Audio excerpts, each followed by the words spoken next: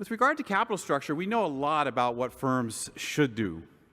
Fundamentally, there's a cost-benefit trade-off the firm faces, and we have a good understanding of the key forces that should be first order.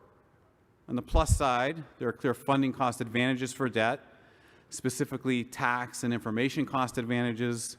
The information insensitivity of debt may enhance its liquidity. And perhaps more broadly, there's growing evidence of potential premia for money-like securities.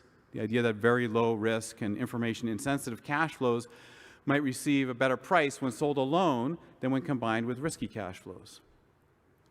The trade-off, of course, are the increased costs of default and the stress associated with leverage, along with potentially poor investment decisions stemming from underinvestment or risk shifting.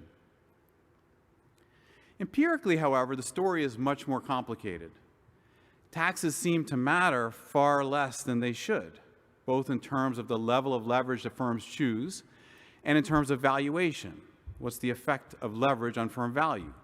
For instance, Korteweg, Van Binsbergen, Graham, and Yang document that the net benefit may be just a few percent.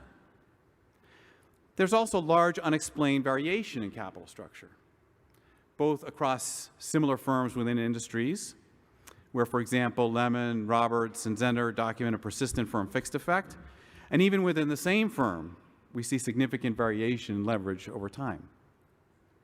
Strebolev and Yang show many firms have low or zero leverage, which is hard to square with existing theory, and firms that do use leverage seem to adjust it only very slowly, if at all, towards a target.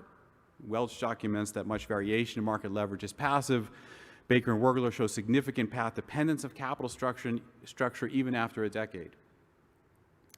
Finally, there's the well-documented negative relation between profitability and leverage, which seems to strike directly at the heart of tax-based motivations. Now, in contrast to these negative results, one clear positive result which stands out in the data is related to collateral, which appears to be a dominant force in leverage decisions, especially if we account for leases, as emphasized by Eisfeld, Rampini, and Vishwanathan. Collateral also impacts debt maturity choice, as shown by Ben Mellick and others, and it affects the timing of debt issues. Ekbo, Kisser, and others have shown that issuance is frequently coincident with capital investment. My goal today is to outline a relatively simple dynamic model of capital structure that can explain the dominance of collateral in firm funding choices, together with the other empirical regularities noted here.